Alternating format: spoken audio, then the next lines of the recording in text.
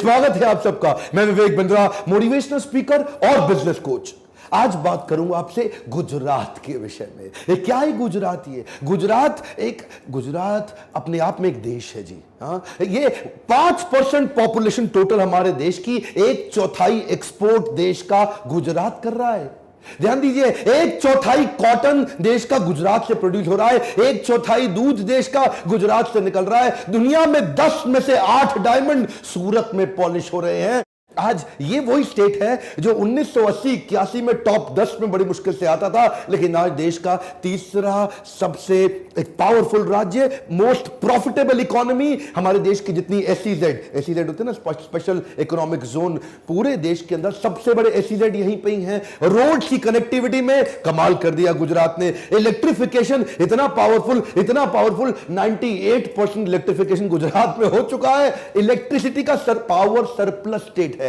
न केवल अपनी पावर पूरी कर रहा है, दूसरे राज्यों को जहां पे बिजली की कमी है उनको पावर भी दे रहा है। 50% मोटेल और होटल अमेरिका के गुजरातियों के कब्जे में आ चुके हैं। गुजराती बचपन से ही धंधा कर रहा है, धंधो सेठिया। ये बचपन से उनके यहां ना, मतलब बचपन में ही बातचीत चालू हो जाती है। कहता है कि पढ़ लिख के किसी कंपनी में मिडिल लेवल मैनेजर बनने से अच्छा छोटी सी दुकान क्यों ना खोल लूं। बचपन से गुजराती बच्चे को सिखाया जाता है जीवन में कई मोटू करवू छे। कहावत है इनके यहां पे, क्या जीवन में कई मोटू करवू मतलब मोटा करवू। बहुत मोटा पैसा मोटू करवू। यही सुन के बच्चा बड़ा हो रहा है, मोटू करवू। ये किसी और राज्य में नहीं है, बचपन से बच्चे को सिखाया जा रहा है मोटू करवू। ये जो जीडीपी है, ग्रॉस डोमेस्टिक प्रोडक्ट, उसमें गुजरात का जीडीपी यानी कि ग्रॉस स्टेट डोमेस्टिक प्रोडक्ट, वो देश के मुकाबले बहुत आगे चल रहा है। मैन्युफैक्चरिंग के मामले में पूरा देश 25% कंट्रीब्यूट कर रहा है और गुजरात अकेला 40% कंट्रीब्यूट कर रहा है। सेंट्रल गवर्नमेंट की सब्सिडी पे ये निर्भर ही नहीं है। रिफाइंड पेट्रोलियम प्रोडक्ट लगभग 35% गुजरात प्रोड्यूस कर रहा है। फार्मा दवाइयां लगभग 27% गुजरात प्रोड्यूस कर रहा है। मतलब क्या हुआ? 1/3 पेट्रोलियम प्रोडक्ट और 1/4 दवाइयां। जितने भी फार्मा की तो बहुत सारी कंपनियां ने केमिकल का हब बना है। मेरी बात सिर्फ यह है कि अगर गुजरात एक इंडिपेंडेंट देश होता, सुनिएगा ध्यान से, आपसे कह रहा हूं भारतवासियों, अगर गुजरात एक इंडिपेंडेंट देश होता तो चाइना और साउथ कोरिया के बाद तीसरी फास्टेस्ट ग्रोइंग इकोनॉमी है पूरी दुनिया में। आपके मन में आता होगा ये गुजरात की हिस्ट्री है क्या? ये गुजरात ऐसा कैसे बन गया भाई? एक्चुअली विरासत में गुजरात को 1600 किलोमीटर का लॉन्गेस्ट कोस्टलाइन मिल गया। समुद्र से जुड़ा हुआ गुजरात 1600 किलोमीटर का लॉन्गेस्ट कोस्टलाइन, मतलब पूरे देश में इतना बड़ा कोस्टलाइन किसी के पास नहीं है।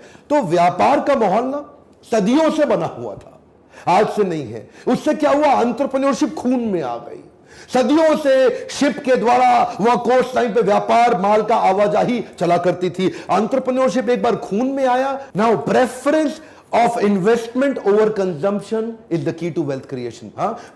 ये क्या करते हैं? पैसा बचता है ना इनका, उसको इन्वेस्ट करते हैं, कंज्यूम नहीं करते। ये जो नए नए रईस बने हैं हमारे देश में, कई राज्य, ये हैपनिंग लड़के, एक कूल डूड, ये क्या थोड़ा पैसा आता है सारा खर्च करते हैं। ये क्या करते हैं?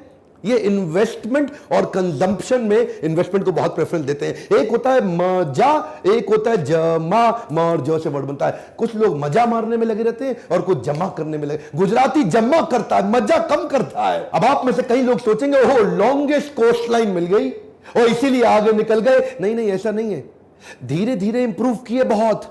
1960 में जो 340 रुपए एक इंडिविजुअल एनुअल इनकम हुआ करती थी, वो 340 रुपए से बढ़ बढ़ के आज 1,40,000 रुपए हो गई। इंप्रूवमेंट्स का ये जो ट्रस्ट का माहौल क्रिएट हो गया ना, रिन्यूएबल एनर्जी में आगे आने लगा, मैन्युफैक्चरिंग में बड़ा, इंफ्रास्ट्रक्चर में बड़ा, स्मार्ट सिटीज में आज नंबर 1 हो गया हमारे देश में। वाइब्रेंट गुजरात, वो जो नरेंद्र दामोदर दास मोदी ने शुरू किया था। दुनिया भर से इन्वेस्टमेंट का माहौल गुजरात में ज्यादा है। दुनिया भर के लोगों का विश्वास गुजरात में ज्यादा है। वो दीदी ने बाहर निकाला बंगाल से टाटा को कि लटकिया बाहर करो, गुजरात ने वेलकम कर। ये वेलकमिंग स्टेट है। गुजराती बच्चा बचपन से जानता है नो रिस्क मतलब नो रिवॉर्ड। ये वो प्रकार के लोग हैं जो 84 लाख योनियों के परे हैं। ये बचपन से रिस्क लेना सिखा देते हैं, छोटी छोटी चीजों में रिस्क लेगा। वो क्या कहता है, जीवन में कई मेधावी हो तो रिस्क तो लेउच पड़े। क्या बोला, रिस्क तो लेउच पड़े, रिस्क तो लेउच पड़े, रिस्क तो लेउच पड़े, और रिस्क तो लेना ही पड़ेगा। ये दिमाग में घुस गया इनके। हाँ, ये जो है ना, ये देखिए मैं बताऊं, गुजराती कौन, गुजराती वो जो मारवाड़ी से माल खरीदता है और सिंधी को बेच देता है, फिर भी पैसा कमा लेता है। ओह माय गॉड, क्या बोल दिया मैंने भी। मारवाड़ी से माल खरीदता है, मारवाड़ी से सस्ता कैसे खरीदोगे आप, और सिंधी को महंगा बेच ही नहीं सकते। मैं ये नहीं कह रहा कि ये कंजूस है, कंजूसी और कॉस्ट ऑप्टिमाइजेशन में फर्क है। ये कॉस्ट ऑप्टिमाइजेशन के मास्टर है। ये तो जिंदगी में कभी ऑनलाइन माल ना खरीदे, ये तो ऑनलाइन माल भी तभी खरीदते हैं जब डिस्काउंट मिलता है। ये डिस्काउंट इनके दिमाग में घुसा पड़ा है। किसी गुजराती से मिल लो, भाई साहब इतना डिस्काउंट ले लेगा आपसे, इतना एड़ी चोटी का जोर लगा देगा, जमीन आसमान एक कर देगा, चप्पल घिस लेगा, लेकिन डिस्काउंट लेके इतना डिस्काउंट लेगा, इतना अच्छा, सामने वाले को बुरा भी नहीं लगने देगा, लेगा बड़े प्यार से। है जी, बड़ा मधुर भाषी होता है गुजराती, लड़ाई झगड़े में बिलीव नहीं करता, प्यार प्यार से विन विन करा लेगा, उसका सारा मार्जिन खत्म कर देगा, अपने पैसे बचा लेगा और मुस्कुरा के गले मिल के जाएगा। ये हमारे देश में, इंडिया के अंदर स्टार्टअप अभी कल्चर चालू हुआ है ना, वो स्टार्टअप, वो मेरा स्टार्टअप, वो इसका स्टार्टअप, वो नया स्टार्टअप, हैदराबाद में स्टार्टअप, बेंगलुरु में स्टार्टअप। गुजराती स्टार्टअप सालों से कर रहा है। वो क्या कहता है, कई नवू करिए यार। हाँ, क्या कहता है, कई नवू करिए, कुछ नया करना है उसको। वो मोनोटनी पसंद नहीं करता है, वो उसको startup is a mindset for them. एक गुजराती आदमी क्या कहता है, आप अपना सपना खुद पूरा कर लो, नहीं तो कोई आपको नौकरी पर रख लेगा अपना सपना पूरा कराने के लिए। You build your own dreams, otherwise somebody else will hire you to build his dreams. ये नवू करिए के चक्कर में बिजनेस तो शुरू कर जाते हैं। स्टार्टअप का माइंडसेट तो है, पर टेक्नोलॉजी में आज भी गुजरात बहुत पीछे है।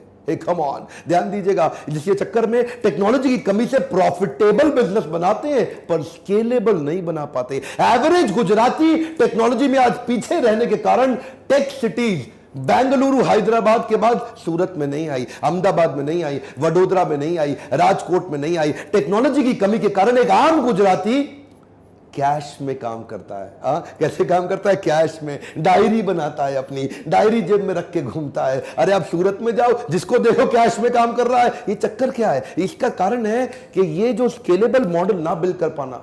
क्या होता है, लल्लू लाल सिंड्रोम, आपने मेरे कई वीडियोस में देखा होगा। लल्लू लाल 5 का माल 50 में बेचेगा, बेचेगा खुद ही।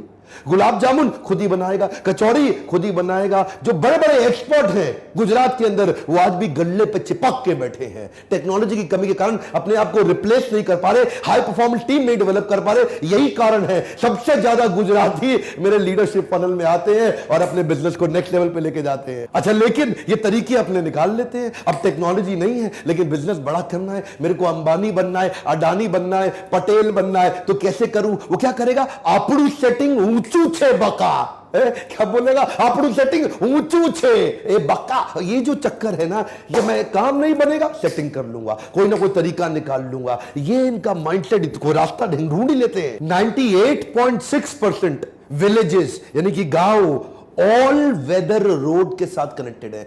रोड कनेक्टिविटी तो हो सकती है, लेकिन इसको बोलते हैं ऑल वेदर रोड। सर्दी गर्मियां हो बरसात, सड़क पे चलता ट्रैफिक दिन और रात। ये ऑल वेदर रोड के बाद इनका टूरिज्म बढ़ गया, ऑटोमोबाइल का अपकमिंग सबसे बड़ा हब बन गया। अमिताभ बच्चन गुजरात के ब्रांड एम्बेसडर हुए, तो उसके बाद और ज्यादा। अच्छा, इसके बाद Arvind mills, Soma textile, modern denim, India land of denim बन गया। अच्छा, नए नए बिजनेस चालू करते हैं ना, तो इनके भी लाइफ में फेलियर बहुत आते हैं।